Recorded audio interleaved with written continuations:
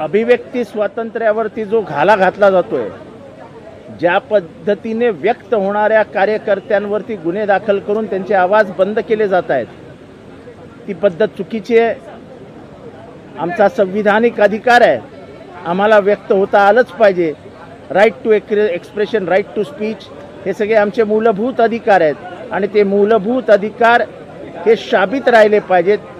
म्हणून या बेड्या आहेत. या बेड्या याच्यासाठी पण आहेत की अमेरिकेमध्ये जे भारतीयांवर अन्याय होत आहेत, व्हिसाच्या बाबतीत ट्रम्प सरकारने आखलेलं धोरण आहे, अनेक भारतीयांचा घर संसार उद्ध्वस्त करणारे आहेत.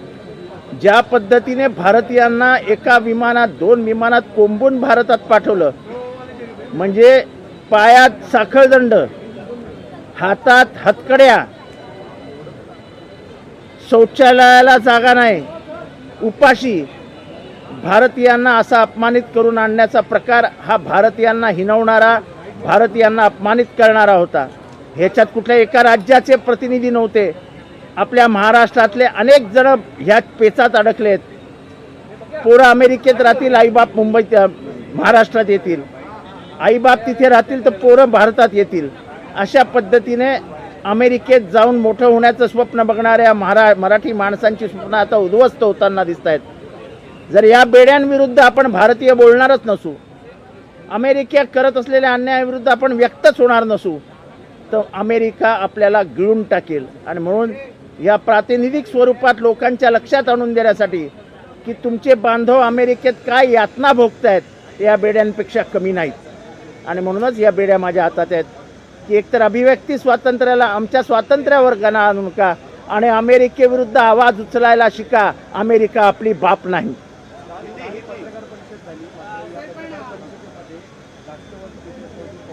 कुठे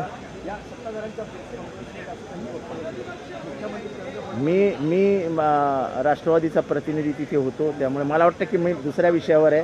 हे विषय आता काढू नका. बेड्या घातल्यात, अशाच बेड्यांची अवस्था जी राज्यात आहे का? कारण की विरोधकांना कायदा सुव्यवस्थेचा प्रश्न आहे, विरोधकांना बोलून देत नाहीये. मग आम्ही तेच म्हणतो ना की व्यक्तच होऊ देत नाहीयेत. याच बेड्या धनंजय मुंडेंना घातल्या जाव्यात. सरकार कोणाला घालायचे सरकारच्या मनावर आहे. सरकार मला नाही वाटत त्यांना बेड्या घालेल. आणि त्यांनी खून केलेला नाही हे मी आधीपासून सांगतोय. पण जसं वल्लभभाई पटेलांनी सांगितलं की गांधी हत्या नथुरामने केली, पण विचार कोणाचे होते हा प्रश्न त्यांनी विचारला होता. तसं हत्या करण्याचा आरोप आता सिद्ध झालाय. वाल्मिक कराडच आरोपी आहे, तोच सूत्रधार आहे. आम्ही पहिल्या दिवशी बोंबलून सांगत होतो, सरकार ऐकायला तयार नव्हती. आता CIDने सगळं समोर आणलंय. पण तो माझा खास माणूस आहे असं कोण म्हणालं होतं?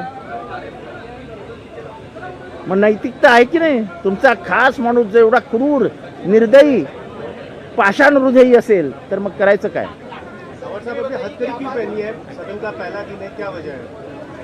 एक तो व्यक्त होने को नहीं मिल रहा है, यहाँ की आज़ादी छीनी जा रही है, और अमेरिका में भारतीयों के जो हाल हो रहे हैं, और ख़ास करके जिस तरीके से अमेरिका से लोगों को लाया गया, हाँ, पैरों में बेड़ियाँ, हाथों में हथकड़ियाँ, जिस विमान में लाया गया, जो जिस जहाज में, हवाई जहाज में लाया गया, उसमें यानी भेड़ बकरियों के जैसे उनको दबोचा गया.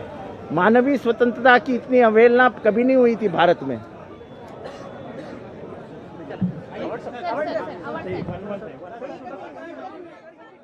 जितेंद्र आव्हाड या ठिकाणी आम्हाला व्यक्त होऊ दिलंच पाहिजे. अमेरिकेनं बेड्या घालून भारतीयांना या ठिकाणी परत पाठवलं होतं. जितेंद्र आव्हाड आक्रमक पाहायला मिळतात. बेड्या घालून विधिमंडळ परिसरात दाखल झाले. अभिव्यक्ती स्वातंत्र्यावर घाला घातला जातोय, आम्हाला बोलण्याची संधी दिलीच पाहिजे. त्याचप्रमाणे अमेरिकेत भारतीयांवर झालेला अपमान, यावर भारतीय म्हणून आपण बोलणं गरजेचं आहे असं जितेंद्र आव्हाड बोलत होते. आम्हाला व्यक्तच होऊच देत नाही असं जितेंद्र आव्हाड म्हणतायत. तर अमेरिकन बेड्या घालून भारतीयांना पाठवला, त्याचा निषेध म्हणून आता जितेंद्र आव्हाड हे स्वतः बेड्या घालून विधिमंडळ परिसरामध्ये दाखल झालेत आणि त्याचा निषेध त्यांनी व्यक्त केलेला आहे. आम्हाला व्यक्त होऊ दिलंच पाहिजे असं जितेंद्र आव्हाड म्हणतात. कराड आपला खास माणूस असं कोण म्हणाल असा सवालही त्यांनी यावेळी उपस्थित केला. मराठी माणसांची अमेरिकेतील स्वप्न उद्ध्वस्त होत आहेत. आव्हाड हातात बेड्या घालून विधिमंडळ परिसरात दाखल झाले. आम्हाला व्यक्त होऊ दिलंच पाहिजे असंही जितेंद्र आव्हाड म्हणत होते. लोकशाही मराठी ऐका, पहा, जागरूक रहा.